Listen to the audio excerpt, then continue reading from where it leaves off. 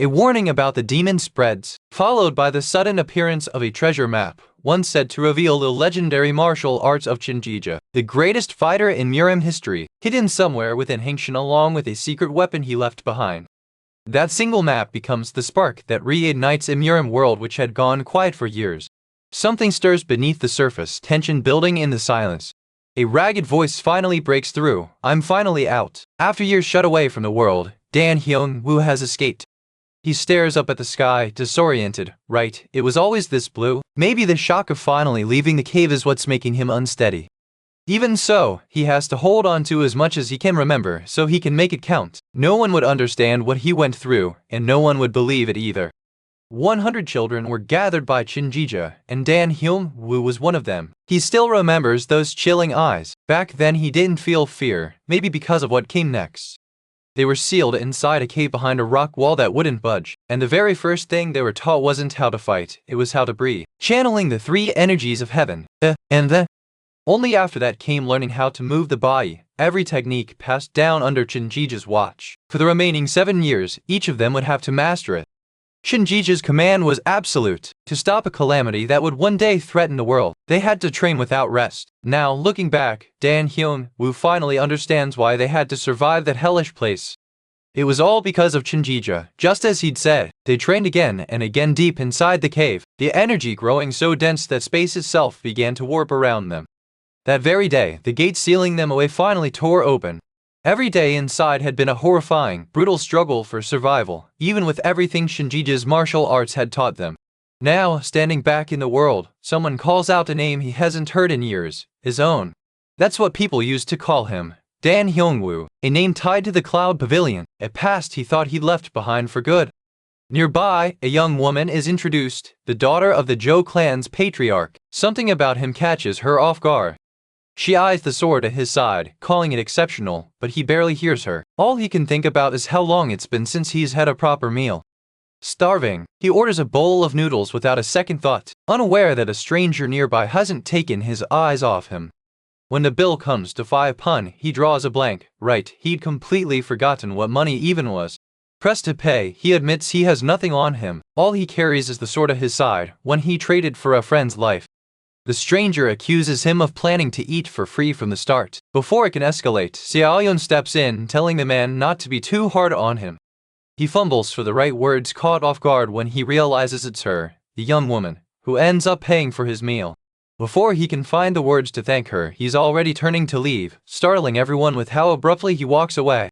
Onlookers mutter about the vagabond's lack of gratitude, though anyone could tell at a glance that the blade he carries was forged by a true master. He can't shake the feeling that he should go back, if only to properly thank her for what she did. Elsewhere, word spreads of the Cloud Pavilion, a name tied to Hyeong-woo's past that still carries weight in the world outside the cave. A young man remarks on how incredible the Murim Alliance's influence has become. The whole area is packed with their people. He's introduced as the son of the Jo clan's head. Talk turns to legend, the greatest, strongest martial artist in Murim history, Cheon Gija, who in his later years created a martial art called the Shadow Flash Blade. They say Cheon Gija passed that martial art down to a wandering vagabond before vanishing. Afterward, countless Murim groups searched for that vagabond, but he disappeared without a trace. No one in the conversation realizes he's closer than they think. Someone warns the others to stay cautious. Strange things happen in this world. Another scoffs at the idea of being wary of a mere vagabond. One of them agrees that wandering off from the group is dangerous. Shifts back to the noodle stall where the bill comes due once again. 5 nyang this time. For a moment, everything feels peaceful. Hyeong-woo offers his thanks to the woman who's shown him kindness. His mind drifts back to the cave, a fellow trainee gripping his arm, pleading that no matter what, they get out of there together, and begging him to promise one more thing. Even through pain, his friend manages a laugh, daring him to go tell their old man himself once they're free. Hyeong-woo promises he will. The memory catches in his throat. Some things are too painful to put into words. Why did it have to be him? It should have been me, Hyeong-woo cries out, refusing to let his friend give up. But the dying trainee insists. Of everyone in that cave, Hyeong-woo was the strongest. He has to survive. The truth settles over him like a weight he can't put down. His survival, his freedom, all of it was bought with 99 lives. He owes every one of them a debt he can never repay. He swears he'll collect that debt from Cheon Gija himself, no matter what it takes. Snapped back to the present, he realizes he's been walking aimlessly and somehow ended up right back here. That's when he notices her. The girl from the noodle stall is still nearby. Come to think of it, he never even got her name. A commanding voice orders the group to move fast and keep up. If they travel without resting, one day will be enough. Watching them go, Hyeong-woo realizes the girl is traveling with them too, and wonders where. The plan is to rest first at the entrance to Hyungsan, but something, or someone, seems to be tailing the group. One member wonders aloud what's being searched for out here, suspecting an unorthodox sect is involved. The group's advisor, Hyeong-woo, isn't so sure. Maybe his instincts are just off this time. He checks on Lady Jo, suggesting they stop and rest since the journey looks like it's wearing on her. Right as a hostile voice cuts in, they've finally found the Murim Alliance's escort, who turn out to be surprisingly good at hiding. The bandits announce themselves as the Green Forest Gang from the Lesser Evil Stronghold, led by a man known only as the Blood-Eating Demon, a martial artist not to be underestimated. The Alliance escorts brace themselves as the bandits close in, the tension thick before the first blow lands. The small fry are dealt with quickly, one of the escorts reports, but the real fight has only just begun. Someone curses, they're outnumbered. The blood-eating demon sneers at the Alliance escort, taunting them for struggling this badly. A single name is shouted into the chaos, Cheon, as something unseen tears through the bandits' ranks. A shadow moves faster than anyone can track, cutting the fight short before it can even really begin. In moments, the bandits who ambush them are left broken on the ground, the fight already over. The advisor stares in disbelief. Where did he even come from? He didn't sense his presence at all, and yet Hyeong-woo is standing right there, having ended the fight alone. Hyeong-woo thanks him for the help, but presses him with a pointed question. Why is he out here looking for the very man tied to Cheon Gija? Hyeong-woo answers his own question. Cheon Gija already died, years ago. Cheon Gija is dead. The words hit Hyeong-woo like a blow. Around him, others are just as stunned. No one can quite believe it. Something shifts in the air around him, an unstable energy bleeding out that threatens to drag the nearby Murim Alliance warriors down with it. He'd endured a long, bitter stretch of time to finally escape that hell, and now, the one person he wanted to face for it is gone. This energy, it's the energy of the void. If it isn't contained, everyone from the Murim Alliance nearby could be dragged down with it. Hyeong-woo realizes he'll have to cut him down, and fast. Right. He only followed the girl who'd shown him kindness to get here. With Cheon Gija gone and his revenge suddenly out of reach, he has to figure out what he's even supposed to do next. What just happened? That crushing sense of dread is suddenly gone. Whatever that energy was, even seasoned martial masters could barely have escaped it unscathed. Are you looking for someone? Seol-yeon turns to her uncle with a request. That person helped them earlier. Couldn't they just travel together from here? It's hard to refuse her when the man in question is the one who helped them, and harder still to ignore someone who cut down the Green Forest bandits and an entire unorthodox alliance in an instant. With approval given, they make him an offer on the spot. Would he consider working for the escort agency? The Henan escort agency isn't a place just anyone gets to work at. Don't tell me. Caught off guard, he has to have the whole idea of an escort agency explained to him from scratch. Whispers follow him in. What's a country bumpkin like that doing here, and how does someone so shabby end up with an artisan fort sword like that at his waist? So this is Hyungsan. Somehow, standing here, it feels eerie, like the mountain itself remembers something he'd rather forget. Will they really get to see Cheon Gija's secret manual? But sir, there's no time left to waste searching. They'll have to cut straight through the mountain instead. The tunnel he escaped through has already collapsed behind him, so they'll need to find the original entrance Cheon Gija himself once used. Do you know the way from here? This is where he used to live. Hyeong-woo answers quietly. No wonder he carries a sword with no scabbard and looks so rough. It all makes sense now. I keep ending up in your debt, one of them tells him. Thank you. There's nothing left inside, he says, staring into the dark. The only thing is still, and there are memories of death. He looks more uneasy than before. Someone murmurs. But to him, Cheon Gija is dead now anyway. Whatever they find in there isn't his concern anymore. Did you really live here? The question lingers, quiet and disbelieving. What do you think you're doing? There's no guarantee he isn't a spy sent by the Green Forest bandits. If he's truly innocent, one of them decides, then they'll just take that sword from him and see. The killing intent pouring off the accuser is like nothing he's ever felt before. Hand it over already. The man demands, but this sword was entrusted to him by a dead friend, and he won't let anyone else touch it. Tension from the standoff over the sword still hangs heavy in the air. One attacker circles behind to cut off any retreat while the other charges in from the front. Reading the pincer instantly, he plans to dodge low first. Both of them lunge at once, and he cuts them both down in the same breath. The two attackers hit the ground hard, thoroughly beaten. Before anything else can happen, a voice booms out, asserting the Alliance's authority over. Did you find Cheon Gija's secret weapon? Word comes back, no luck, so they're withdrawing. As for the two who attacked him, they're told flatly to consider themselves lucky to still be breathing. Are you okay? He isn't quite sure what okay even means anymore, but appreciates that she's asking. It occurs to them both that after everything, they still haven't properly introduced themselves. I'm Jo Seol-yeon. Dan Hyeong-woo, he answers. That's a good name, she tells him, before turning practical. They need to prepare to head back. Far away, in Wuhan, word of the Murim alliance is already starting to spread. Rumors about the Murim alliance spread like wildfire. At alliance headquarters, someone presses their leader. Do you really think that's all there is to it? But what could this writing possibly mean? They pore over a strange message that names something called the Blood Demon Child, someone from this very generation. The message urges them to use what's inside to stop the Blood Demon Child. Among the contents is a yin-yang drum unlike anything they've ever seen, its purpose still a mystery. Is this whole letter meaningless? One of them presses. Something about it feels like the work of a hidden mastermind. The ambush at Hyungsan never really added up either. The Green Forest Bandit's true goal was never Cheon Gija's secret weapon at all. Someone is clearly trying to drag the entire martial world's attention onto the Murim alliance on purpose. Suspicion turns toward the head of the Jo family, who brought the treasure map in the first place, but could Jo Il-hyun really be reckless enough for that? Even if the Jo family isn't behind it all, they could still be tied to the forces working against the alliance. Elsewhere, there's relief as word comes that the Jo family made it home safely. It seems he should take his new friend to the escort agency first, as promised. Along the way, Hyeong-woo can't get over how obsessed people out here are with sword sheaths. Just as he thought, he doesn't need a sheath at all. Then, out of nowhere, someone tells him, I'm sorry, Hyeong-woo. Sorry for what, exactly? Don't ever say that to me again, he tells her. He doesn't want to hear it. Before she can respond, he's already being called away. Hyeong-woo, come immediately. Did I do something wrong? He wonders, uneasy, only to learn he's simply being given his first job title. A porter, apparently, is what they call the workers who carry goods for the escort agency. So you'll be the one training the new guy, huh? Just leave it to me, director. Moments later, the director mutters that this particular friend is a bit rough around the edges. Well, what's the worst that could happen?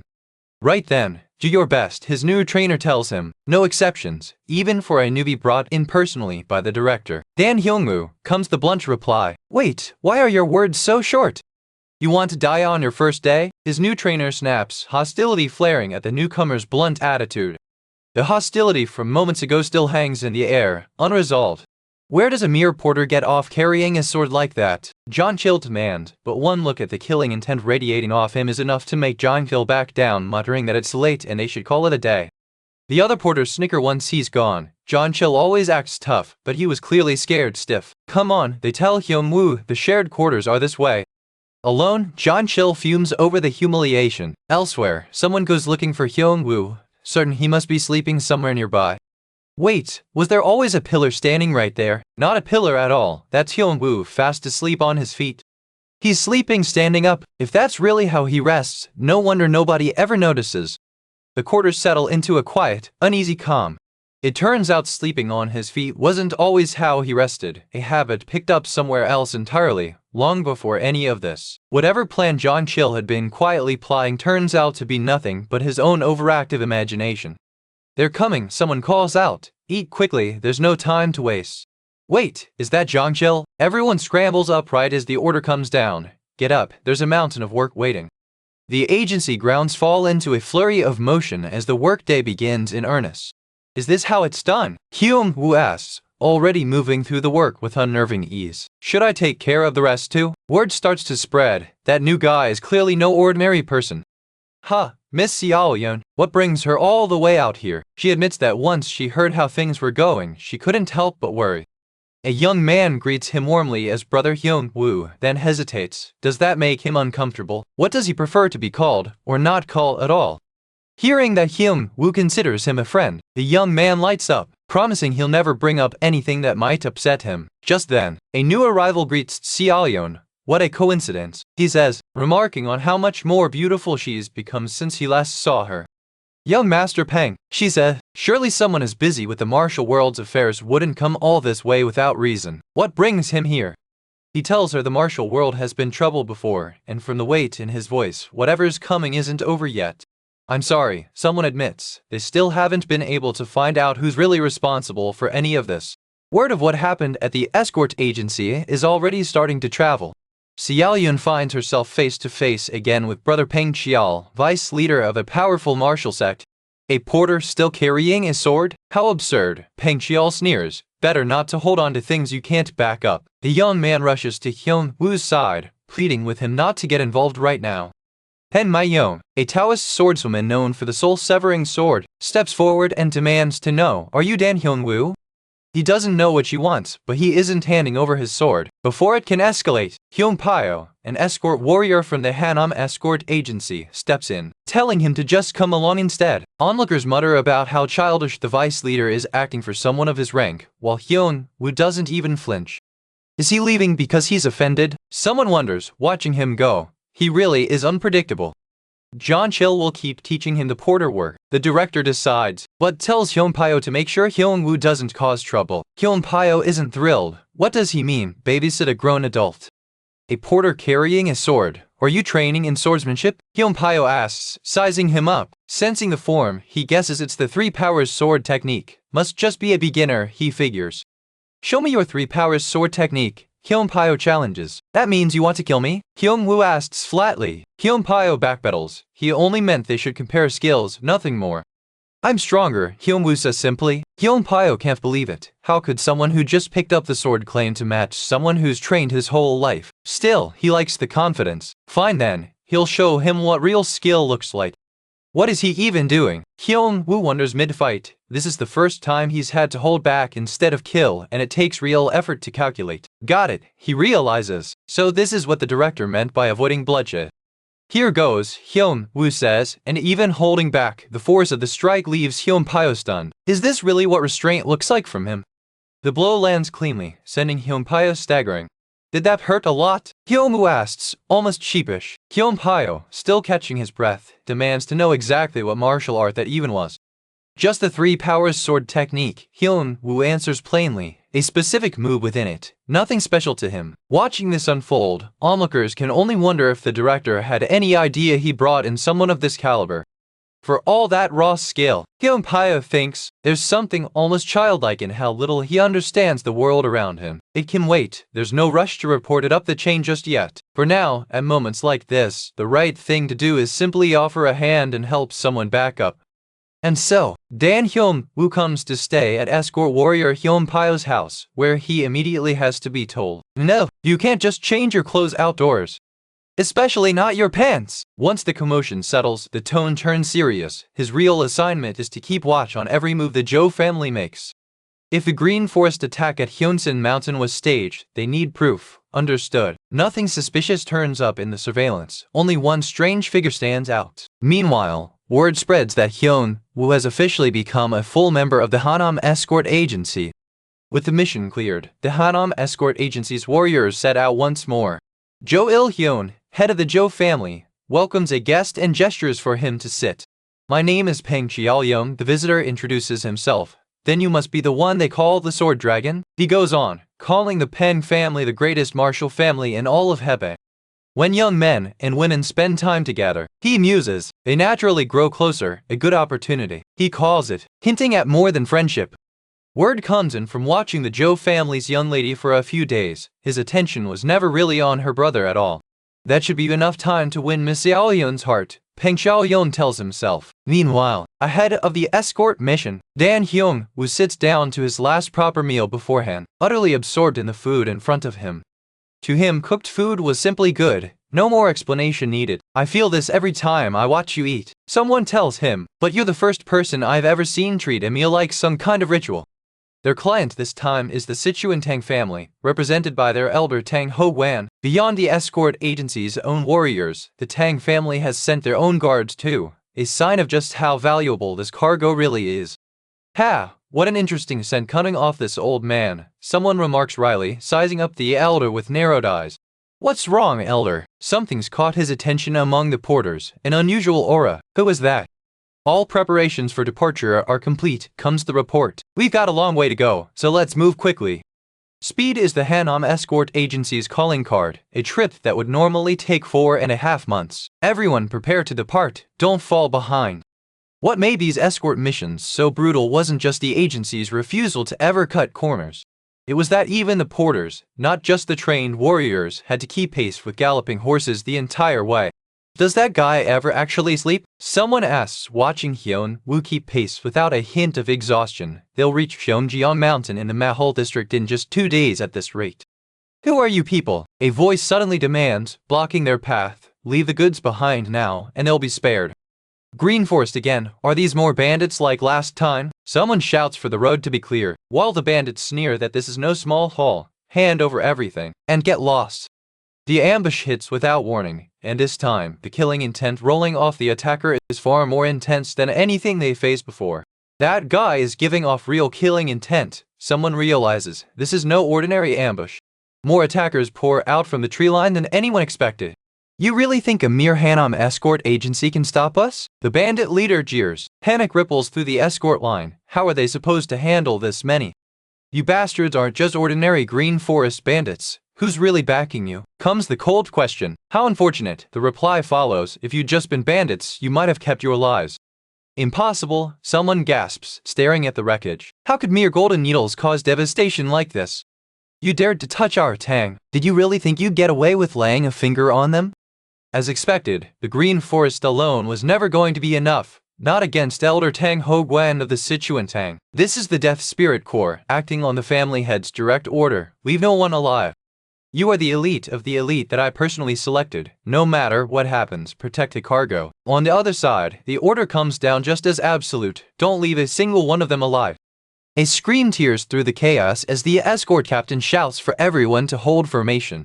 Even outnumbered, the escort warriors are proving to be true masters in their own right. If it's that delicious, someone taunts an enemy mid-fight, let me have some of yours. Then the ground itself seems to shake. What was that explosion just now? Just one strike. Don't tell me that was heaven thunder. Hyeong-woo, a defeated attacker chokes out. Please, spare my companions too, I'm begging you. Ordinary carriers with no internal energy, they'd assumed. Comrades scramble in disbelief, realizing just how wrong that assumption was. One of the corps snarls, crude hidden weapons like that won't work on us. It's not too late, even now. Put down the goods and retreat, and you might keep your lives. Is this enough of an answer? Comes the reply, backed by overwhelming force. Our entire Death Spirit Corps annihilated. Word of the rout spreads in disbelief. Wasn't the Death Spirit Corps supposed to be unstoppable? Yuman Hai, head of the human family and the one who commands the Death Spirit Corps, receives the news in silence. I'll find out myself exactly who that master is, she vows. Talk turns to the woman clan. Though not counted among the 5 great clans, it's a place that's in no way ordinary. Yes, comes the confirmation. The Sichuan Tang clan succeeded in manufacturing thunderclap bombs together with the HWA clan. It traces back centuries to an old alliance tied to the long-vanished Thunderclap sect, and Wooman H. Wang, head of the Wooman clan, alongside the HWA clan. The scale involved, they note, could fill 5 wagons.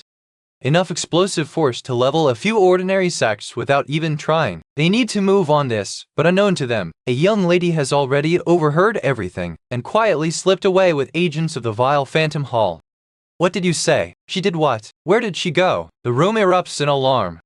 Thanks to Hyeong-woo's help, the Hanam escort agency wiped out the enemy, but the cost was steep. The only survivors are escort leader Mayuk, badly wounded, and one other escort warrior. Everyone else left standing are nothing but shaken porters. At this rate, can the escort mission even continue? No, we have to trust them to see it through to the end, comes the decision. What do you mean, keep entrusting the mission to an agency in this condition? Someone presses back, but the heavenly thunder that wiped out their attackers wasn't something Tang Ho Guan himself used. It wasn't him, then. So who is it? If my eyes aren't mistaken, it's that one. What's your sect? Someone demands of Hyeong-woo. He echoes back, genuinely unsure what the word even means to him. He only ever threw all of us into that hell, Hyeong-woo says quietly, thinking of Cheon Gija. As for his own sect, he has none. What did you say? No sect at all? Then are you saying those skills of yours just fell from the sky? So he's one of those self-taught types who lived alone up in the mountains. Someone concludes, before the conversation turned to the escort mission ahead. Why you mean me? Hyeong-woo asks, caught off guard. You will take escort leader Mayuk's place and see this mission through to the end. You'll be the one leading them now. That's right, someone has to take responsibility for this escort mission. Does that even make any sense? Putting that young porter in charge? No matter how strong that porter Hyeong-woo is, the enemy keeps coming. Something is moving toward the Hanam escort agency itself. I have a bad feeling about this, someone mutters. There's no time to waste. An unseen presence closes in, heavy and deliberate. Ghost masked assassins, an assassination unit belonging to the Blood Demon. We've dealt with their kind before, one of them says grimly. The Jo clan estate is next, comes the chilling report. Elsewhere, unaware of what's coming, someone asks if they should call it a day since Hyeong-woo looks tired. No, Hyeong-woo answers. The longer they put off work and training, the harder it gets to want to finish it. Better to just push through now. That's when he feels it. What is this presence? Who are you? An enemy ambush has hit the Jo clan estate. This is the Jo clan estate. Wipe them out, the attackers are ordered, and don't leave even a single soul alive. A steward's desperate cry to stop is swallowed by the chaos.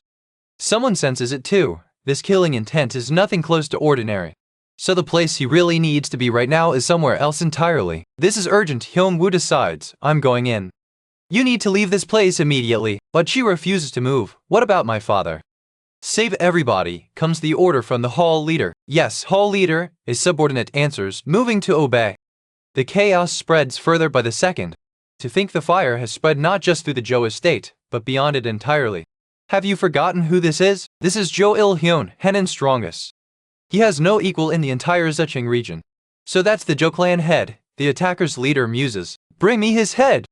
Do you really not understand that the clan head is holding them off for your sake? Someone shouts at Seol-yeon, desperate to stop her from turning back. You have to trust Father Seol-yeon, but she hesitates, torn about what they should do. Do you still not see his martial prowess for what it is? Someone brings up the one who single-handedly drove off the Green Forest bandits at Hyungsan. That porter, they'll find another way to reach him. Let's hurry as well, someone urges. They'll catch up with the escort mission group that left for Sichuan. Right, if they can just reach Hyeong-woo, there might be a way out of this after all. Who the hell are you? Jo Il-hyun demands. Why are you attacking the Jo clan estate? The reason, before you die, the attacker sneers. Show yourself properly, if you dare. How are you still alive, Chio? Jo Il-hyun starts, before catching himself and discarding the name entirely. Ho ho ho, so this pile of ashes is all that's left of what stood here yesterday. Still, Jo Il-hyun presses through the pain. I don't understand. What? Why the bloodshed on the Jo clan estate? You mean? The attacker, known as Blood Shadow, answers. Cheon Gija and I shared a bond that could never be settled peacefully. Of course, I'm the only one left now, and this is the very place Cheon Gija first planned to make his move. This is only the first step in crushing every last one of his plans. That's why absolutely nothing here can be spared.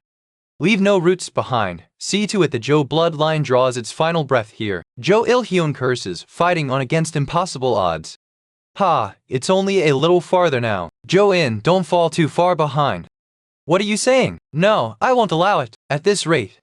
The cry rings out in alarm as danger closes in on him. Gotcha, a voice hisses as the pursuers finally catch up to them. I at least wanted to protect you, Jo-in manages, badly hurt. To think they chased them all the way here. Did father get taken down too? No, both father and Jo-in have fallen. The grim truth sets in. But this is as far as you go, the pursuer tells her. I want to live, someone, anyone. Seol-yeon cries out. She whispers, daring to hope her cry reached him. I heard your call, comes the answer. Hyeong-woo has arrived. Hyeong-woo, what's wrong? He asks, having finally reached her. I'll be back in a moment, Hyeong-woo tells them. Someone asks in disbelief. I definitely heard something, he insists, already moving. Farewell, last of the Jo bloodline, the assassin sneers at Jo-in. I don't want to die like this, help me.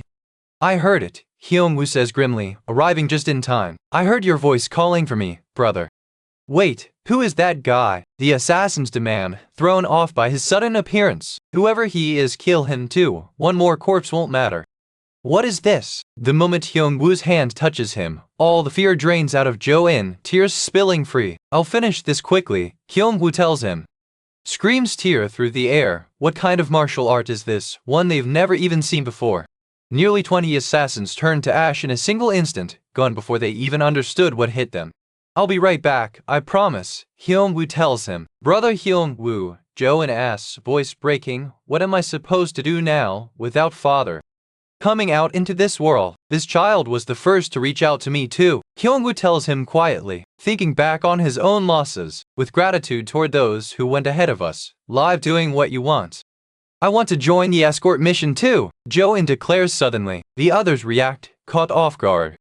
This is more than just lightness skill, it's like flying through the clouds. Hyeong-woo had simply taken flight to bring Seol-yoon to safety quickly, but to Jo-in, watching, it was an enormous comfort. To turn the assassins who'd killed him one-sidedly into ash like that, in an instant. Who exactly was he fighting like that to get this strong? Demons, Hyeong-woo answers simply. To talk about that hell, he'd have to go back through everything he lost there, and reach Cheon Gija himself. But by the time he could, Cheon Gija was already gone.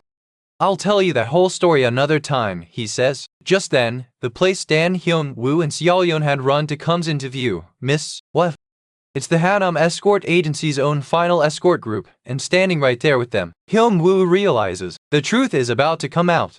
What happened, miss? She cries, reuniting with the Hanam Escort Agency's group at last. The Jo family and the Hanam Escort Agency, both gone? Then what? Hyun-pyo can barely bring himself to answer, for bringing you such terrible news in the middle of the escort.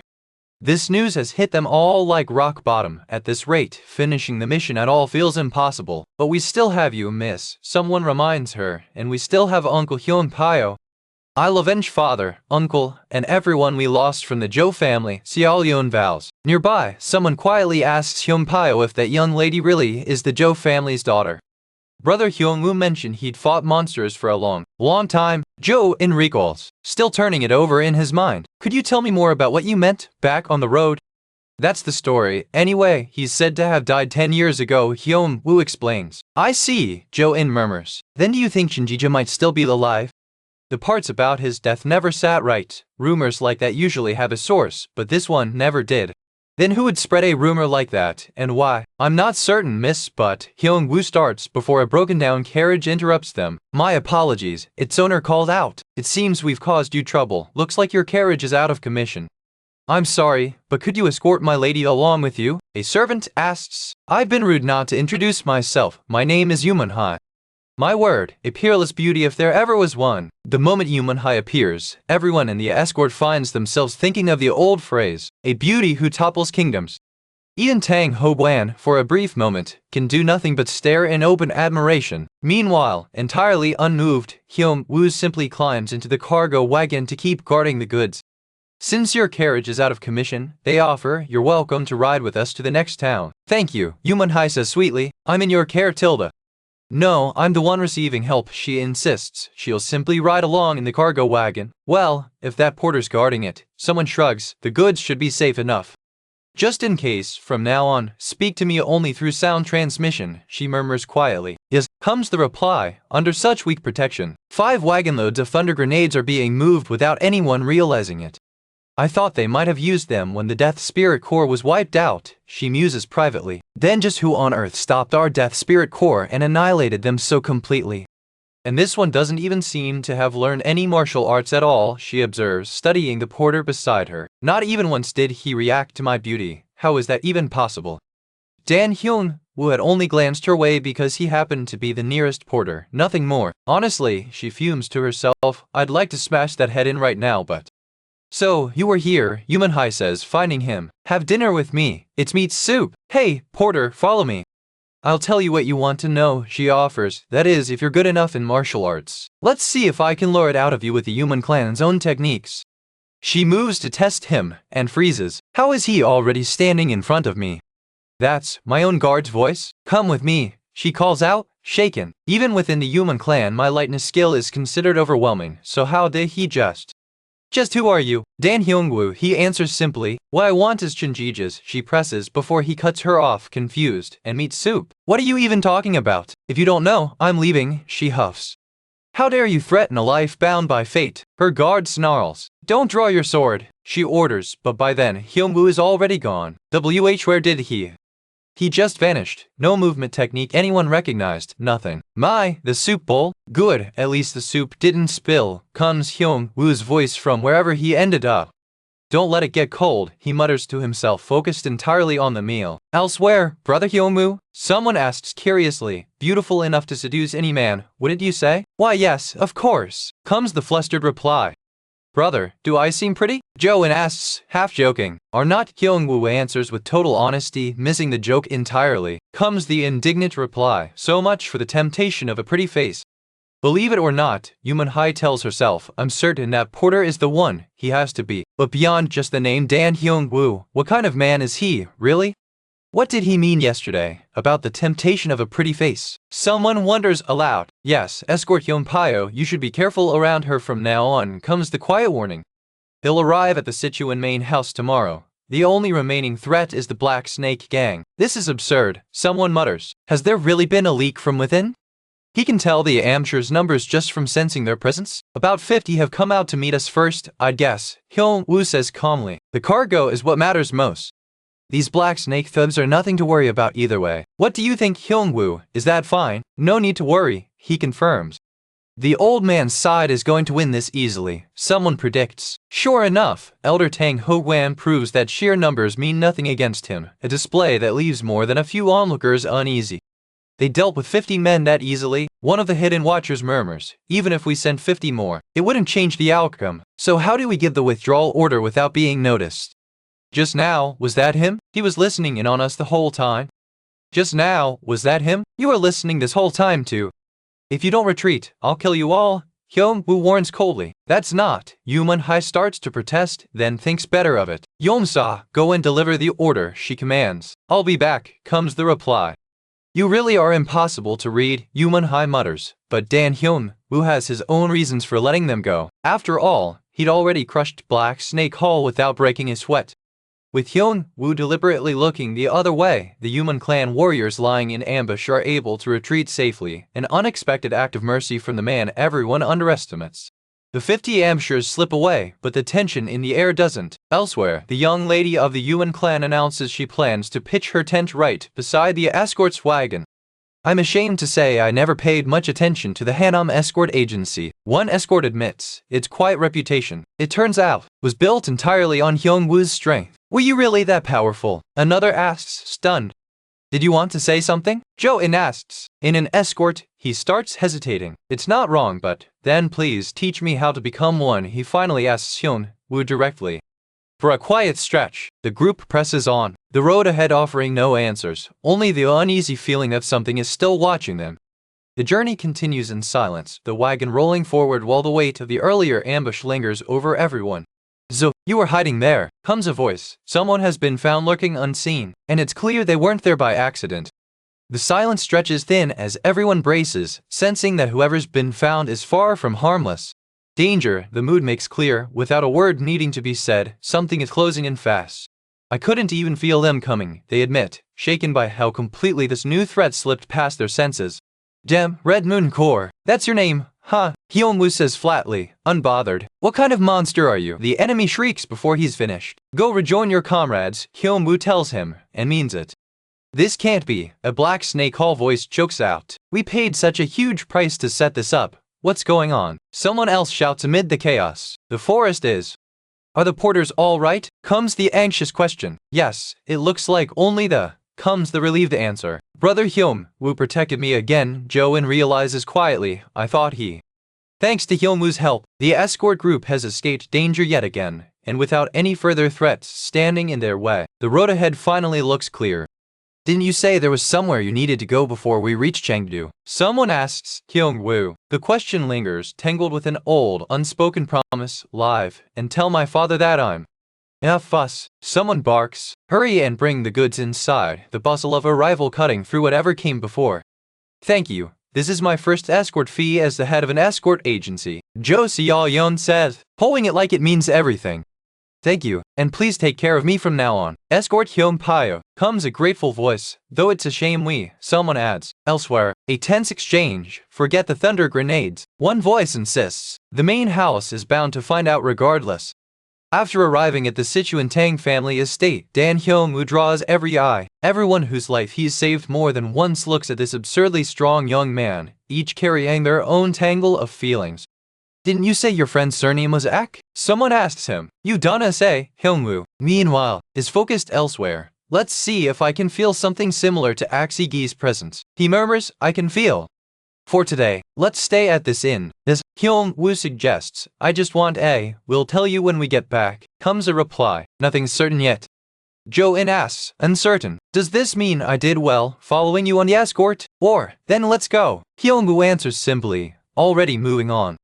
Someone's tailing us. Comes the realization, that young lady really has no, and sure enough, she's blindly following them without even knowing where they're headed.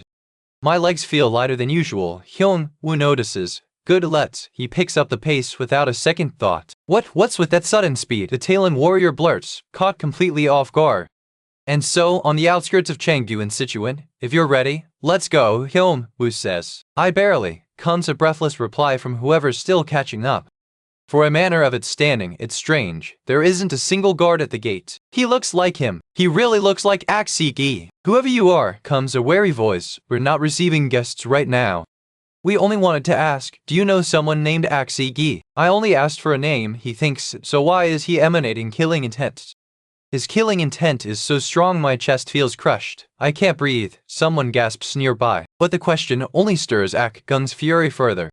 How dare you look down on me? Ak-gung snarls, the mere mention of the name enough to set him off. How dare you look down on me? Ak-gung roars, lunging at Hyeong-woo without warning. Why aren't you dodging? Dan, someone asks, startled. I think you've misunderstood something. Hyeong-woo replies calmly. That's right, my name is Dan Hyeong-woo, he confirms, letting the blow land without concern. He's lived in the mountains for a long time, someone explained. So he's still unfamiliar with. Are you saying you met Si-gi during that time? Ak-gung demand, gripping him. Where is he? The time I spent in that hell felt like 100 years, Hyeong-woo says quietly, remembering the cave. As I thought, he tells himself, bracing. The first thing I need to tell him is, my friend, Ak Si-gi, is dead, Hyeong-woo tells him plainly. There's no easy way to say it, so he doesn't try. No, Ak-gung breathes, the word barely escaping him as the truth sinks in. A raw, wordless cry tears out of him, grief finally breaking through. Miss, it's dangerous, someone warns, trying to hold her back from getting any closer to the grieving man. I'm fine, Hyeong-woo says, there's no need for you to step in, taking every blow Ak-gung throws without resistance. Are you really okay? Someone asks, stunned. Even though he's that skilled, he's not striking back, another murmurs, watching him absorb a father's grief in silence. Is it really because of a friend? Someone marvels, struggling to process the weight behind Ak-gung's rage. How many times? Ak-gung chokes out, spent. I'm sorry, he finally manages, Ak Si-gi's father, undone by grief and shame in equal measure. As I thought, it really was true, someone confirms quietly. We've kept our guests standing for far too long, comes a gentler voice, the tension finally easing into hospitality. Elsewhere, the group waits uneasily. Are Hyeong-woo and Hyun-pyo going to be very late? What did he mean by? Is this a fight? Someone blurts, catching sight of trouble brewing nearby. Oh. Footsteps echo through the inn as the air grows tense, something clearly about to break loose. Damn it, someone grumbles. I finally sit down to have a drink for once, and it's another knife fight. But for them to commit murder so brazenly in a crowded inn. Who are they? Someone demands, accusing the group of being Thundercap sect members trying to flee. Back off, comes the sharp reply. Viper sect, Azure Moon Corps. The Black Viper sect, the same ones who'd been eyeing our goods the entire escort mission. Someone realizes, the pieces finally clicking into place. Don't get involved, avoid them, comes the blunt warning, the danger too great to risk. What's a flower doing in a shabby little inn like this? One of the Azure Moon Corps men sneers, eyeing the woman across the room. Senior. I'll sweet-talk her, he tells his senior with a grin, and offer her up to you. What the? He sputters, caught completely off guard. Thought you were just a beautiful flower, he mutters, realizing too late she's anything but harmless. But you've got thorns after all, huh? Who are you? He demands. She answers without flinching, the current head of the Hanam escort agency. Who are you? The Azure Moon Corps man demands. I'm Jo Seol-yeon, she answers evenly, eldest daughter of the Jo family. The Hanam escort agency? He sputters, backing off. I didn't realize I was dealing with such an important lady. Then I'd better treat you even nicer, he stammers, panic creeping into his voice. Calm down, I can't handle this. What are you all doing? Someone barks over the panic, laughter cutting through the chaos. Can I really shake them off and get away in one piece? Jo Seol-yeon wonders, buying herself time. Meanwhile, at the Ak family manor, Ak Gung reflects quietly. If our Sigi were alive, he'd be 20 now. So he can talk politely after all? Someone teases Hyeong-woo. And if he's 20, I'm almost. He was my comrade, and my friend. Hyeong-woo remembers. Promise me something, Sigi had asked him. It's just, sometimes I get this feeling, like I might not see you again. Don't worry, Hyeong-woo had told him. Visiting our dead friends' families is something we'll do together, Sigi had said. If I don't make it. That was the last time I saw Ak Sigi, Hyeong-woo tells them. He died to save my life, gave his life. I'll be back, so, were Sigi's last words as he left. That face was the last Hyeong-woo can't finish. It pains me to even imagine it, Ak Gung admits quietly. So, your name was Dan Hyeong-woo? From now on call me father, brother, Ak Gung declares, pulling him in. No way, this blunt guy Hyeong-woo won't actually say it, someone teases. I will, Hyeong-woo answers without hesitation. CV. Now that's like him, Ak Gung roars with laughter. Come now, it's been far too long, bring out a feast and some good wine. And through Ak Gung, Hyung-pyo finally hears the full story of the Ak manor. Moon breaking, someone mentions in passing, but recently, a certain group has been swallowing up sects big and small all across Sichuan. Ak Gung explains, the mood turning serious. Aren't they the ones who kept ambushing us during the escort? Someone realizes. Elsewhere, the fight rages on. This girl's lightness skill is faster than I thought, an attacker mutters. Is she really just an escort head?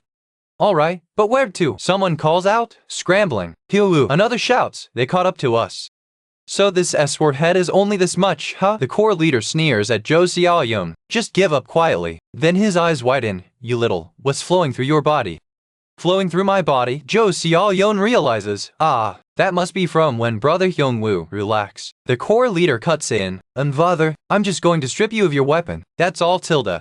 With this on top, shall we? He sneers, pressing his advantage, even as a quieter, bitter voice in him admits, Father, what? I'm sorry I couldn't avenge you, for being so pathetic. I don't have a sword, and Hyeong-woo's protective energy has vanished. Jo Seol-yeon realizes with a chill. My martial arts skills aren't enough to defeat him. I'd rather die than suffer this. If I just use that blade, she thinks, reaching for it, I can join my disgraced. Fortunately, she isn't too late. Help arrives just in time. Where the hell did he come from? One of the attackers stammers, completely blindsided. I can't see anything through this smoke. Someone yells amid the chaos. What do you think you're doing, brother? Another shouts at Hyeong-woo, half relief, half panic. Right, even I know that was reckless, Hyeong-woo admits. But in the moment, I thought, were you going to throw your life away? He asks Jo Seol-yeon pointedly. That strange energy protecting the girl had finally vanished and her strength was spent. That's why. I think I understand what happened here, Hyeong-woo says quietly, piecing it together. How dare you? Do you have any idea who you are? The core leader snarls. Are you not afraid of the Black Snake Fang? He demands, certain the name alone should be a threat. The ground, someone stammers, feeling something shift beneath their feet. This, someone starts to say, unable to finish as the disturbance grows. The earth is surging up as if it's alive. Someone screams. Unbelievable. Another breathes, watching the ground itself answer to Hyeong-woo's technique. Rising from the earth, someone shrieks. This is the earth dragon. Another realizes, watching the technique take terrifying shape. The second form of the Traorgan sword art, Hyeong-woo's technique reveals itself in full, a move from the martial arts he spent years mastering in the cave. A name is spoken with deliberate finality, hanging heavy in the silence that follows, a warning that this fight is far from over.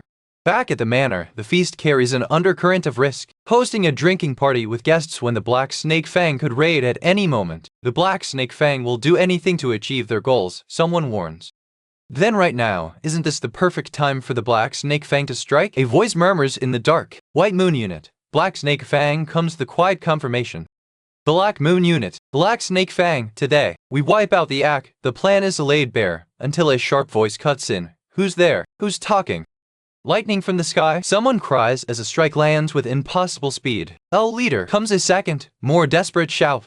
I won't allow anyone to ruin my father's good mood. Hyeong-woo says flatly, already moving to end the threat before it reaches the feast. Since when did you have a father? Someone asks, caught off guard by the word. I have to report this, my lord. The Black Snake Fang, a scout stammers. I knew it, comes the grim reply, confirming a suspicion long held. So those bastards finally want to settle this today. Ak-gum roars. What did? He demands, and just like that, the alcohol is instantly gone from his system, replaced by cold focus. Wait, my lord, they've all been annihilated, the scout gasps. What on? A demon. Someone else whispers, the word barely escaping. I saw it with my own eyes. A demon burned them all to death. One witness insists. It's the demon. That demon. The panic spreads like wildfire. This boy has truly gone mad. Now you're calling me a demon? Hyeong-woo says, almost amused. Fine, he says simply, letting the name stick if that's what they need to call him. Whatever name they give him, the fear in their voices makes one thing clear. No one there is ready for what he's capable of. I am certain I ordered you to. A commander snaps at his subordinate, fury barely contained over the failed mission. I am told they were last seen following a girl from an inn in Cheongju, comes the report. A dull. We have recovered the remains of the Blue Moon Squad, a subordinate reports grimly, confirmation that the unit sent after Hyeong-woo never stood a chance. For now, we shall return to the main base, the commander decides, choosing to regroup rather than press their losses further. Thank you for your hospitality last night, Hyeong-woo says. Don't mention it, comes the reply, though those two have been on my mind since last night, the elder admits, watching him closely. Why is he only paying attention to that clumsy girl and ignoring me? Someone fumes quietly. Aren't you my nephew's fiancé? The elder asks pointedly. Then what about that young lady? To my eyes, they simply look like a close brother and sister, the elder says, waving off the tension. Before you go anywhere, pay your respects to the patriarch. That is the proper etiquette here. He never misses his daily training, so he should be at the training ground. Someone notes. Though if what Hyeong-woo said last night is true, nothing about today is quite so ordinary. I heard the news from your uncle, the patriarch says, still in disbelief, but to think you wiped out an entire unit of theirs, if that's the case. Is Cheon Gija your master? In that case, he only taught. To think they have such history with Cheon Gija, someone breathes. Cheon Gija did that. Another blurts, stunned by whatever has just been revealed. Cheon Gija is the enemy who took my son Ak-gi from me and led him to his death. The patriarch says, voice heavy. You mean this martial art was the price for my son's life? But with enemies constantly watching for a chance to strike the Ak clan, I cannot discard the martial arts I've gained from this. He admits. What am I supposed to do, my son? What brings you here so early? Someone asks Hyeong-woo. We must leave, he answers simply. If you must, then you must, comes the reply. Is it regarding that young lady? Si-gi. Your last friend is standing right before me, Ak-gung says quietly, as if speaking to his son. I will think of him as my own. Yes, father, Hyeong-woo answers. Back at the inn, where have you been? You've only just arrived, someone exclaims, surprised to see them ready to leave again so soon. Of course, though my strength is lacking, I will lend a hand, Ak-gung offers. But the comrades of those men from yesterday are surrounding this inn right now. That many of them showed up? Someone gasps. Could it be they're looking? Ah, yes, could, comes a grimly satisfied reply. The Black Snake Gang was targeting the Ak clan all along. Someone realizes, the pieces of the larger plot finally falling into place. This is actually perfect, Hyeong-woo says, unbothered by the numbers stacking against them. What are you waiting for? Capture that girl, even if you have to kill everyone in the inn, comes the brutal order from outside, before it can be carried out. What the? That guy actually jumped. Someone shouts, watching Hyeong-woo throw himself straight into the surrounding enemies. The fuck one of the attackers manages, before whatever's coming next hits him. Amid the chaos, a voice cuts through with something urgent. The fight is far from over. What's that? Someone gasps, catching sight of something no one expected. The Black Viper sect will cease to exist from today on, comes the cold declaration, a promise not a threat. Just how many people died? Someone asks grimly. We need to prepare for the worst, comes the reply. It's him we're talking about, someone warns. There's no coming back from this kind of trouble unscathed. Word spreads of the devastation the Thundercap sect brought on itself, consumed by the very chaos they caused. Even the Tang clan? No way. Someone stammers, disbelief spreading through the ranks. He's already caught that girl and come back. Huh? He did come back, but he's being dragged around by some man who's captured him, someone reports uneasily. Is this the Black Viper sect? Hyeong-woo asks flatly, unimpressed. Why yes, so now please let me go, the captive pleads. Hyeong-woo only tilts his head, eyeing the strange entrance ahead. Why yes, you have to pass through a maze where countless houses are connected, the man explains, voice shaking. The corridors twist ahead of him, narrow and disorienting, built to swallow anyone who doesn't know the way. The maze presses in on all sides, its walls giving nothing away, but Hyeong-woo doesn't slow down. Rather than search for the way through, he decides to make his own path, straight ahead, walls or not. Stone and dust rain down as the maze gives way beneath his approach, one wall at a time. Dozens of layers of stone wall, some reinforced with enchantments meant to stop any intruder. None of it holds him back. And he just smashed them to pieces? Someone cries out, watching walls built to be unbreakable crumble regardless. What kind of sword wind was that? Someone breathes, watching him move like nothing they've ever seen. Are you the Black Viper sect leader? Hyeong-woo asks directly, closing in. I didn't, the man starts, but it's already too late to talk his way out. The room falls silent, the weight of what's coming pressing down on everyone still standing. True heavenly lightning is indeed powerful, Hyeong-woo notes calmly. If I hadn't controlled it, he adds, I'd have been caught in the blast myself. What's left of the room bears the scars of that power. Nothing standing in its path was spared. Hyeong-woo's grip tightens, steady and unshaken, as the dust from the last blow begins to settle. The silence stretches on, tension coiled tight, as if the fight isn't over yet.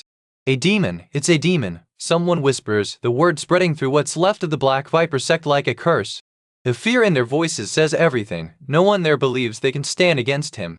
With the Black Viper sect broken, word of the demon who tore through their stronghold begins to spread far beyond these walls. In the quiet aftermath, word of what happened begins to travel far beyond the ruins of the Black Viper sect. Rumors spread far and wide. The high and mighty Black Snake Fang was wiped out overnight. Does that even make sense? Someone scoffs. We went through all that. Well, they say it was only one person who brought down the Black Snake Fang. Comes the answer. What, just one person? How is that even possible? Could it be that the person from the rumors, another wonders aloud, was wearing gray clothes? Someone asks, piecing together a description. That's correct, comes the confirmation. If that is true, we can't just let a man like that slip away, can we? Someone presses. We must keep. Elsewhere, the news is only just beginning to spread, whispered from one uneasy face to the next. The Black Snake Fang has been destroyed, comes the stunned question, disbelief written across every face in the room. Didn't we put quite a lot of effort into that place? Someone mutters bitterly. We did, comes the grim answer. You're telling me they were wiped out by a single brat?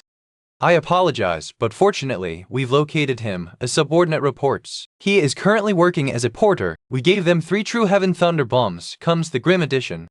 Are you expecting me to believe that the monster they couldn't stop, even with those bombs, is just a mere porter? The leader snaps. To create such a monster in so short a time, as expected of Cheon Gija. But the time is almost here, he vows. I will smash every single one of your filthy traces. You're truly amazing, brother. Joan gushes. Are you saying you took down the whole gang yourself? Yeah, Hyeong-woo answers coolly. They called it a true heaven thunder. It's not a regular firebomb. It's a true heaven thunder bomb, Hyeong-woo explains, holding it up casually. It looked useful, so I brought it. Yes, of course, comes the nervous reply. I'll keep it very safe. Oh my, it seems you're heading back to Henan? An unfamiliar voice cuts in, catching the group off guard. What perfect timing. I was planning to go to Henan too. Can I tag along? She asks brightly. Well, whatever the case, comes the resigned reply. I look forward to traveling with you. The whole reason this is happening is because you're acting so indifferent. Someone grumbles under their breath, before a sharp voice cuts through. Halt right there. Henan Escort Agency. Let me have a word with you, the stranger demands. Ho-Bwan, comes the surprised reply, recognizing him at last. What brings you all the way here? Ho-Bwan asks. I have a favor to ask, the visitor admits, then pauses. And this child is... At the Patriarch's Pavilion of the Sichuan Dang clan, the truth comes out. She should have introduced herself as the daughter of Dang Hyungsang, head of the Sichuan Dang clan. My name is Dang Munyoung, she says at last, finally putting a name to the mystery. The road stretches on, the group's newest travel companions watching Hyeong-woo a little too closely. Just why do such incredible people want to keep traveling with us? Jo-in wonders. There could only be one reason, right? No matter how I look at him, he doesn't seem like anything special. Dang Munyoung thinks, studying Hyeong-woo skeptically. Could my father and great-uncle's words? I knew it. I need to confirm that somehow, she decides. Excuse me, since we'll be traveling together. Excuse me. Are you just going to ignore me when someone is talking to you? As expected, that consistent reaction of his someone chuckles. Lady Dang, is the Thousand Thunders. Great uncle. Dang Munyoung startles. I somewhat expected this when. Setting that aside, what do you plan to do from now on? Escort agency head. The great uncle asks. From now on, whenever the Dang clan passes through Henan, we will make sure to use the Henan escort agency he offers.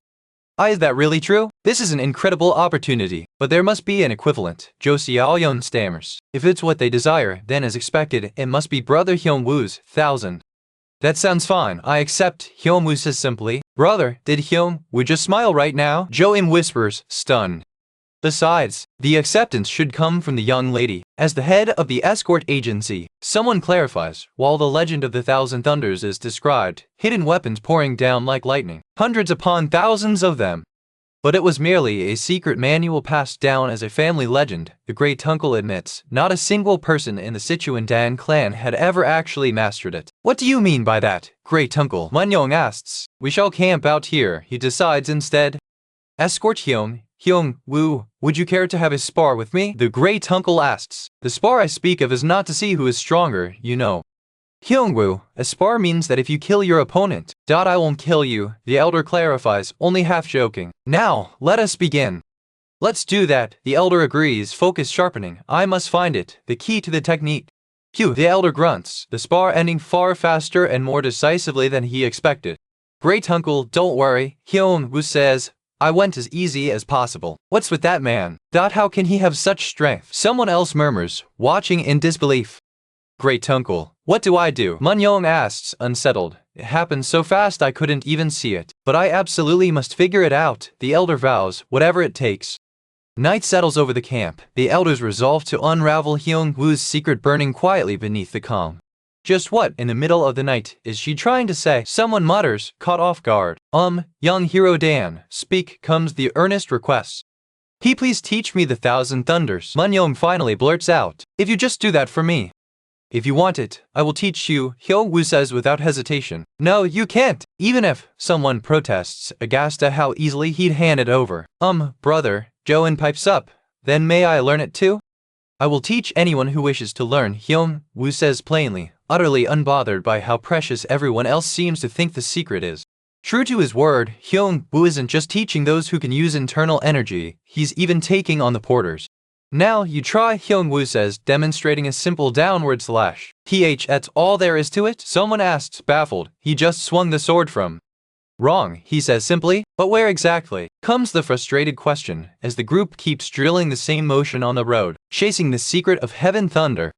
With no verbal instructions, no guidance on circulating energy, just the same downward slash, over and over. Dang, Manhwa and the others grow restless. Did he never have any intention of actually teaching us? One of them snaps. But the others who had traveled alongside him all this time already understood how Dan Hyeong-woo taught. I'm sure everything about heaven thunder is hidden inside this one motion. Someone finally realizes. What are you doing? Right now, this is how it's done. Comes a sudden breakthrough. Now I can finally feel it. They say, channeling the energy they built through repetition into a single decisive strike. Do you understand now? Someone asks, stunned by the sudden progress. Sure, come here, Hyeong-woo offers. Then me too. Another eagerly jumps in. No, once you quit, that's it, comes the firm rule. Yes, great-grandfather, someone answers, and so the drilling continues, again and again. This feeling, someone gasps, finally grasping the clue that will unlock the secret they've been chasing all along. Even this sparring is meant to settle things without anyone risking their life, comes the reminder. Today I'll attack first, so try to, and with that, the match begins in earnest. A flower rain fills the sky. Elder Tang Ho-wan's needles launched by the hundreds. Did it work? Someone wonders, watching his signature skill unleashed in full. Tang Ho-wan's flower rain filling the sky. This can't be. Someone breathes, watching every single needle get deflected without a single one landing.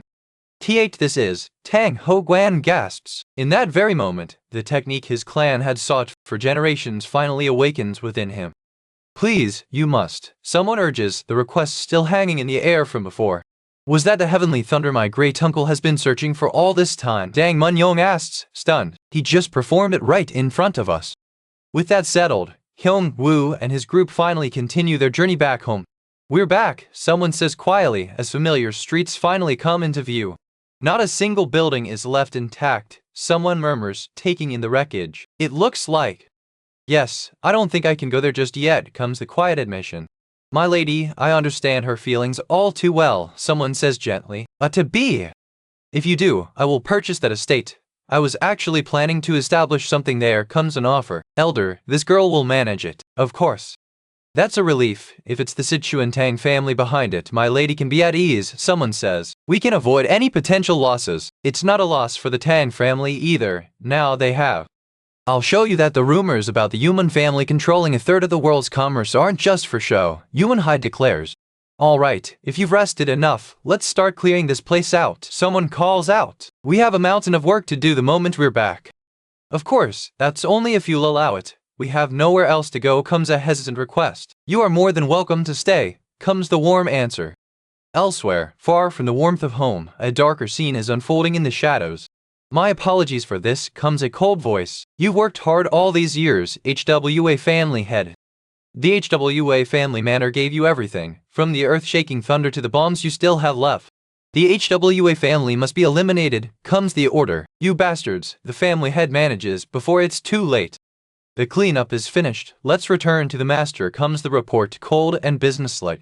Elsewhere, the Murim alliance gathers, drawn by the growing pattern of violence spreading across the region. Da Kyo-an, leader of the Murim alliance, speaks grimly. We still haven't uncovered the identity of those who destroyed the Zhou family. If those killers used the thunderclap bombs with malicious intent, someone warns, the danger could spread far beyond what's already happened.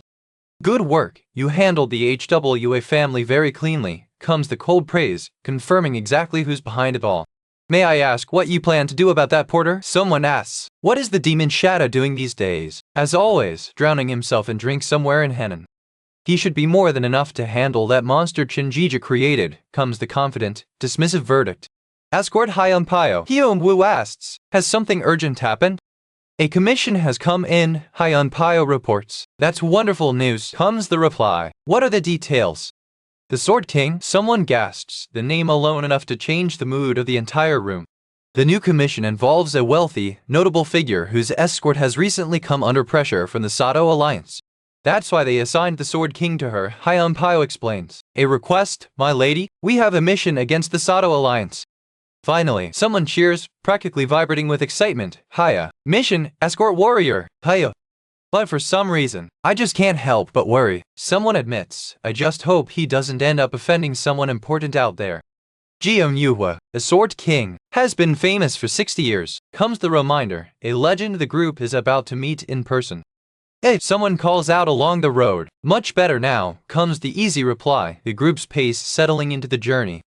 Comes the sudden cry, Hyeong-woo, behind you, someone shouts as the ambush springs to life. Who the hell is he? One of the attackers stammers, already shaken. Just attack him, comes the order anyway. The escort agency had prepared for exactly this, the carriage guarded closely enough that the ambush never truly had a chance. Did you gain any insight? Someone asks pointedly. Behind us, it's been taken care of, comes the report from further down the road. Back at the Sato Alliance, you failed at something this simple? The leader snarls. And you telling me that many men were wiped out? Does that even make sense? You pathetic dogs. He spits, disparaging the rival Golden Alliance's failure. I'll teach them there's only one force worth fearing here. The dish is here. Enjoy your meal, Tilda. The server announces. You really ordered a lot. Someone remarks, you must really love. How could it be? Someone mutters, watching Hyeong-woo eat. Food is meant to be eaten, not smelled, comes the pointed remark. Did you? So why does the Sword King take interest in this man? Someone wonders quietly. There was, meanwhile, in the kitchen. It's run out, so it will be difficult to make more food.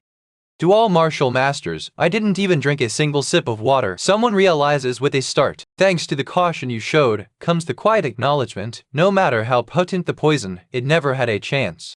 Right, then we'll move against the Sword King. Someone plots quietly. So he's saying we should starve. I haven't eaten anything. This is unfair. Someone else complains, entirely missing the danger unfolding around them. Wow, someone breathes, catching sight of a mysterious newcomer. Merchandise that can't be touched, another warns under their breath, eyeing something dangerous nearby. The tension thickens as unspoken suspicion passes between them, no one willing to say what they're really thinking. Fortunately, I arrived before she woke up. Someone says quietly, relieved. I slept well, Tilda, comes a cheerful voice from nearby, followed instantly by a confused hum. I slept well too, comes another voice, everyone unharmed despite the danger. To subdue that many in one go, someone marvels, he must be skilled indeed. Elsewhere, the alliance leader's voice carries quiet authority, weighing plans that have yet to be revealed. I know this is just a small village, but someone says, trailing off as they approach the place known as the Lunar Flower Pavilion. There are no guests, no innkeeper, nobody, someone notes uneasily, the village unnervingly empty. What do you? Comes the question. I just felt something ominous, Hyeong-woo says, already on edge. Don't worry, Hyeong-woo says calmly, didn't I tell you? I will. The Sword King has arrived and the standoff begins in earnest. You brought all this force just to take one girl? The Sword King challenges, unimpressed by the numbers arrayed against him. Ha, that's right, 90% of the unorthodox alliance's forces have gathered here, comes the boast. Damn it, 90%. Don't worry, the Sword King tells his granddaughter, didn't I say I'd protect you? Don't die too quickly, sir, you've been entertaining right up to the end and enemy sneers. Let me show you, Sword King, comes the grim reply, readying for one final stand. The air grows heavy as the standoff reaches its breaking point, everyone bracing for what comes next. So this is the full strength of the Sword King, someone gasped, watching him unleash everything he has left against the odds stacked against him. If I unleash even one more attack, the Sword King realizes grimly, I won't be able to escape the energy deviation. His body has finally reached its limit. I wanted to protect you to the very end, but I'm sorry, the Sword King says quietly, the weight of his years finally catching up to him. I'm grateful for all you have done, comes the tearful reply. I wish she can't finish, the words too heavy to say. A sudden presence cuts through the despair. Don't worry, comes a familiar, steady voice. A lightning strike, heavenly lightning they call it, as Hyeong-woo arrives just in time. Over here, that person is truly, someone gasps unable to finish. Don't touch me carelessly, you might trigger the energy deviation, comes a sharp warning. You did well, someone tells the Sword King gently. Rest now, sir. Haven't you realized by now? Hyeong-woo says plainly, I'm just a porter of the Henin escort agency. Even so, comes the wary reply, we still hold absolute superiority here. The standoff isn't over yet. Tension still hangs thick in the air as both sides size each other up. What in the world? The Namgung clan, someone breathes, stunned by a name that clearly means far more than it first appears. What in the world happened here? Someone asks, still shaken by the name Namgung Han and what it seems to mean for everyone involved. A senior figure presses them for answers, addressing the Henin escort agency directly. Enough, you must answer this question for me, they insist. The group is summoned to headquarters, the urgency in the request impossible to ignore. You've clearly been taught the sword path, someone observed, studying Hyeong-woo closely, but your movements are unconventional, nothing like the forms taught by any proper school. They study his technique further, noting how he splits the gap between strikes, as if the style was built from instinct rather than tradition. I succeeded in holding my own against the Sword King, Hyeong-woo notes simply, and learned something from it in the process. According to a report received a few days ago, that porter and the Sword King are now traveling together, comes the update, drawing concern from whoever's listening. You do not need to worry too much, someone reassures. Recently of the blood something, Hyeong-woo, has some fun with him, comes the dismissive order. You say he has business with you, someone demands. How dare you chatter about it so freely? That guy is, another starts before the confrontation cuts them off. He dismantled my sword wind that easily, and attacker gasps. But I didn't do anything, Hyeong-woo says plainly. Anyway, you're in big trouble now, comes the threat regardless. We are on an escort mission. Do not touch the carriage, Hyeong-woo warns. That young brat, someone sneers, before freezing. What is that aura? I couldn't feel an ounce of inner energy from him until just now. I don't know what to make of him, someone mutters. Unsettled, could he really be using some forbidden art, just like the ones we've heard whispered about? What incredible force! An attacker realizes in horror. It's at a level where I don't know if I could block it even if I gave it my all. As expected, someone murmurs grimly. He neutralized every single one of my attacks. This energy, this is a warning, someone realizes, backing off. There's at least one fellow here we clearly can't afford to underestimate. My martial arts isn't enough. There's no chance of winning here, the attacker admits, retreating. We will meet again soon, Dan Hyeong-woo, they vow as they disappear. Word is the Golden Alliance's plans have fallen apart. Now, let's head back, Elder, someone says. Back home, warm greetings await. Hellos. I've worked hard as well. Since Lady Yumun is staying with them now, everyone keeps coming by to ask about her. Word travels fast, and the questions haven't stopped since she arrived. A quiet moment settles in as the group travels on, tension still lingering beneath the surface. Someone teases Hyeong-woo by the water, asking if he dislikes talking to her, while, unseen by him, she's actually scheming to use the conversation to draw him toward the Golden Alliance. She brightened, recommending a nearby spot famous for its dumplings, casually asking if he's ever had food like it back in Seju. Someone notices an unusual number of boats out on the lake this late, and their surprise turns to alarm once they recognize the banners, Yama's ships. They are infamous pirates, someone explained, but with the Sword King around they wouldn't dare cause trouble before a shout rings out that they're surrounded regardless. One of the pirates demands to know if the goods bound for Yama were delivered safely, warning the group not to interfere. Steel is drawn as the standoff on the water threatens to turn violent. Someone cries out in disbelief as the legendary pirates suddenly find themselves empty-handed, their target already gone. As expected, someone mutters, watching the culprit vanish just as fast as they appeared. Sorry about that, Hyeong-woo says, realizing he startled her. It's okay, she replies, more curious now about what's actually bothering him. It's good to see you again. It's been a long time. Lady Jo, Hyeong-woo greets warmly. If it weren't for his efforts before, their clan might not have made it through what happened. Thank you, they tell him sincerely. We'll be in your care from here on out. Word spreads through the ranks. Even Warrior Dan, it seems, has more to prove than anyone realized. A grim message arrives confirming that Mata is still alive, followed by a chilling vow that the Yama stronghold will bring down the Sword King, no matter what it takes. Word comes back that their forces have returned, and the report lands like a bombshell. Every single one of the Yama ships has been sunk. Someone spots more movement in the water and calls for full speed ahead, unwilling to take any more chances. The survivors regroup and decide to lie low for now, unsettled by what just happened. Only a handful of leaders in this world could pull off something like that, one of them mutters. Just what exactly are they dealing with? The group finally arrives at their destination, the Golden Alliance's headquarters. Welcome, comes the greeting. The young Alliance leader is already here to receive them. Yu Beek-sang, the young leader of the Golden Alliance himself, steps forward to greet them and insists they eat first. A meal has already been prepared for their arrival. Meanwhile, back home, word spreads that nothing much is likely to happen with Murim Alliance warriors now stationed at the Henan escort agency, though someone can't help noticing how hastily one visitor left, remarking on just how much the agency's reputation has grown. Then a voice booms outside the Henan escort agency's walls, demanding the gates be opened.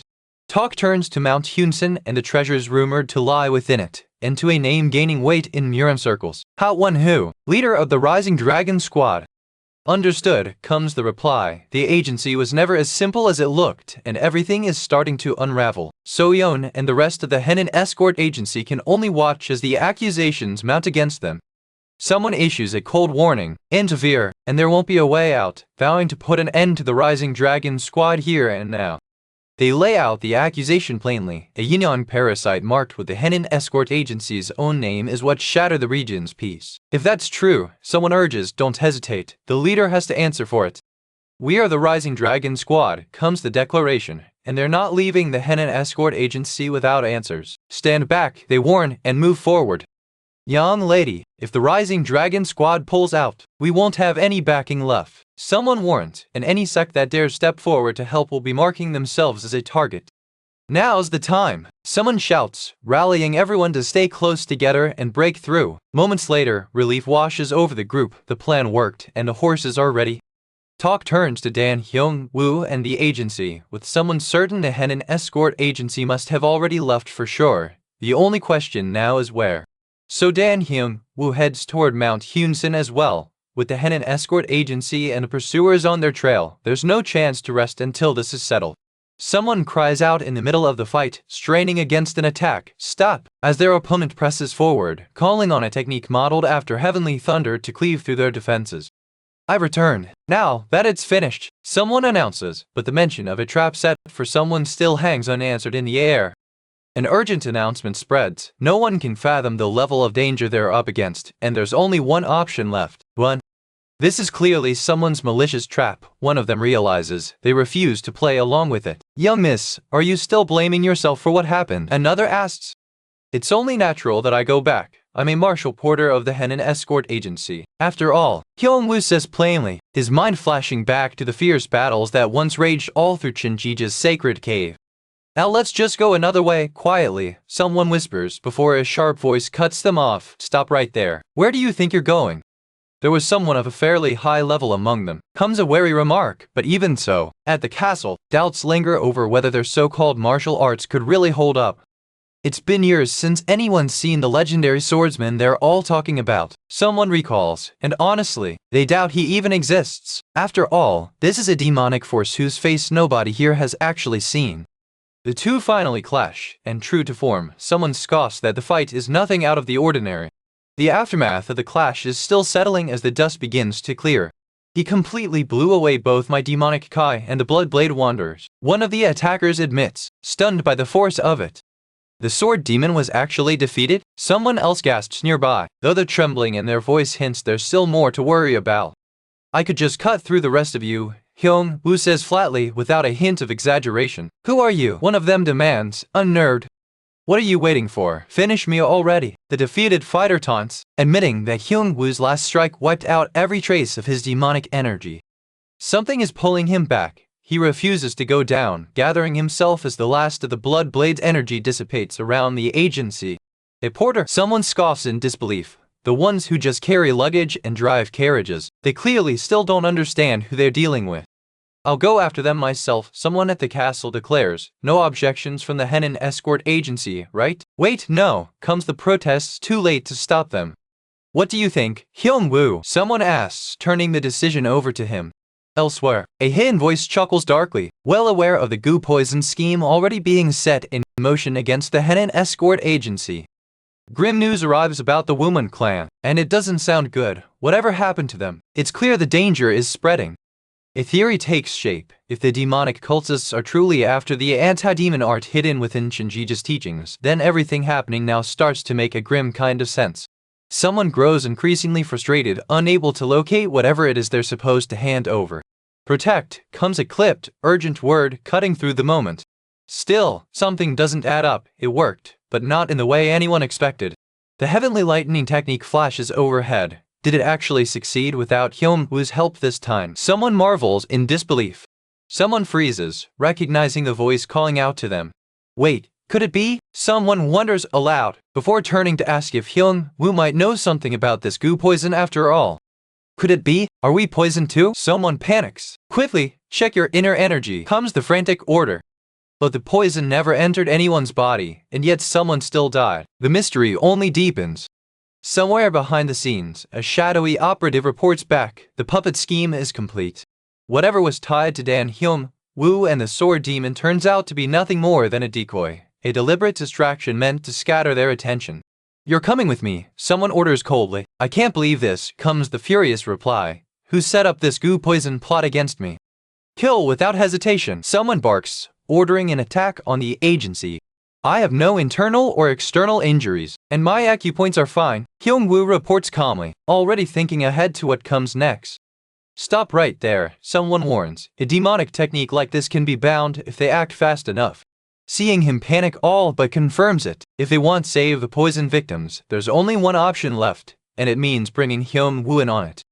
However, since I'm the one sending the demonic practitioners to the orthodox faction, you'll be the one responsible for their safety, comes the condition. Yes, that should work, the other agrees. The tension lingers as the deal settles over the room, everyone weighing what it will cost them. Elsewhere, a sharp voice cuts through the quiet, demanding to know what they think they're doing. Isn't this exactly what we were looking for? Someone says. Let's go. Cheon Gija's secret cave has been found. Cheon Gija's secret cave now lies exposed before the intruders, its secrets finally within reach. Someone remarks that whatever's hidden here might rival the authority of the heavenly demon castle's own lord, and presses for the promised secret waiting deep inside. A flash of light reveals what's within, treasures beyond imagination. Someone breathes in disbelief, before demanding to know why they're only finding this now. He's heading left. Is he actually guiding us? One of the intruders wonders. A single, nagging question begins to take shape in Hyeong-woo's mind as he watches them move. There are two ways in, someone notes, and it looks like someone else already went in first, urging the rest to hurry. There it is, a dark iron gate, blocking the way forward. The group stares at the gate, unsure of what waits behind it. Opening that gate safely comes first, so please hold off for now, someone insists, questioning whether brute force is really the answer here. The sword form surges to life, drawn from the same hellish, life or death training Hyeong-woo endured over and over during his years in the cave. A burst of energy tears through the space, the shockwave rattling the very ground beneath them. Deeper into the cave, the group presses on, unsure of what they're about to find. This place is, someone stammers, stunned by whatever now lies in front of them. Does that mean it's somewhere in here? Someone wonders aloud, before spotting it, a sword bearing their own name, clearly prepared for them long ago. You are more than a genius, you are a madman, someone murmurs in disbelief, realizing Cheon Gija had prepared a weapon for each of them. But then comes the grim realization, their enemies already have some of these swords too. Someone steps closer, sizing up what they found with quiet suspicion. A blade and hilt as red as blood, there's no mistaking it, someone breathes. It's the blood shadow, one of Cheon Gija's own creations. And there are more like this one, someone notes, glancing around at what else the cave has kept hidden all this time. A door, someone shouts, straining against it with everything they've got. There's another door, comes the shout, followed by stunned disbelief at what the sword in front of them seems to be capable of. Just who exactly is this guy? Someone demands, rattled. As Hyeong-woo moves through Cheon Gija's footwork technique, the reaction inside the cave is immediate and violent. The door finally creaks open, and there it stands, the heavenly Bloodblade Wanderer. The door finally gives way, revealing the full horde of Cheon Gija's prepared swords, but the wave of demonic energy pouring out with them is nothing anyone expected. The secret cave begins to collapse around them. We're leaving before this all comes down. Get everyone out now, someone shouts. Walls crack and crumble on every side as the group scrambles for the exit, someone shouting a warning to watch for falling debris. Everyone, pull back, full speed, the leader orders, rallying the group as the cave threatens to bury them all. In the end, the secret cave collapses completely and vanishes without a trace, its secrets buried for good. Since no one will ever be able to find it again now, there's no more reason to stay. You're free to go, the young man is told, though the words come with some hesitation. I've decided to leave and become part of the escort agency, comes the declaration. Fine by me, comes the reply, though the mention of someone bloodthirsty slipping into their ranks lingers uneasily in the air. It wasn't long ago that a demon terrorized Suju, someone recalls grimly, a threat no ordinary person could have stood against. Someone questions whether the Henan escort agency could really pull this off from so far away. The reasoning behind it still isn't fully clear to everyone involved. Word spreads about the Rising Dragon squad keeping watch over the Henan escort agency, and it turns out the agency's greatest weapon this whole time has been none other than Dan Hyeong-woo himself. Wait, there might be a hidden technique buried in all this. Someone realizes, before a furious voice cuts in, that bastard, he was looking for it the whole time. And with that, the secret vault incident at Mount Tianjong finally comes to a close. Everyone going their separate ways. Wait, no way, they actually let him go. Someone exclaims in disbelief. A sharp voice cuts through with a pointed question, breaking the tension with a bit of teasing.